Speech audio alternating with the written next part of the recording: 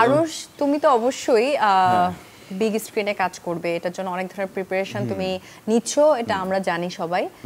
কি মনে করে তুমি রাজকুমারে এই চরিত্রটা বেছে নিলে এবং সেটা খুব ক্ষুদ্র একটা সময় ছিল বাট বিগ ইম্প্যাক্ট? হয় কি,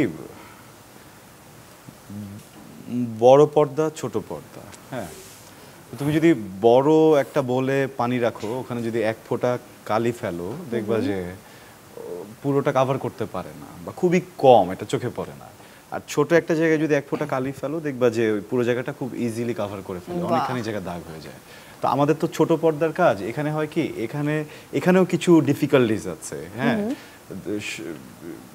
পৃথিবীটা জুড়ে তো আর সবাই গুড সোল না, হ্যাঁ, there some very few dark souls, সবাই এক্সিস্ট করে, হ্যাঁ, which is beautiful, mixed feelings. হ্যাঁ। তো কি হয় যে আমি কিছু কিছু সময় এরকম কিছু জায়গা থেকে শুনতাম যে আমি ধরো এইটাতে ক্যাপেবল না, ওইটাতে ক্যাপেবল না।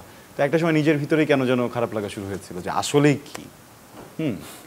তখন আমি একটা চ্যালেঞ্জ নিলাম, আচ্ছা, যে বাংলাদেশের সবথেকে বড় স্টার আর বাংলাদেশের সবথেকে স্কিলড অভিনেতা বেঁচে আছেন এখনো, হ্যাঁ, তারেক আনাম খান স্যার, আর বাংলাদেশের সবথেকে বড় স্টার শাকিব ভাই, এই দুইজন যেখানে অ্যাক্টিং করবে, সেখানে আমি অ্যাক্টিং করলে আসলে আমাকে খুঁজেও পাওয়ার কথা না, হ্যাঁ।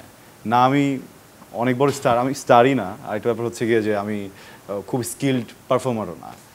আমার শুধু দেখার ছিল যে ইফ আই পারফর্ম, কোনোভাবে একজন মানুষও কি আমাকে নিয়ে কথা বলে কিনা। আচ্ছা, তো দেন আমি যখন পারফর্ম করলাম, আমি দেখলাম যে এটা নিয়ে অনেক কথা হয়েছে।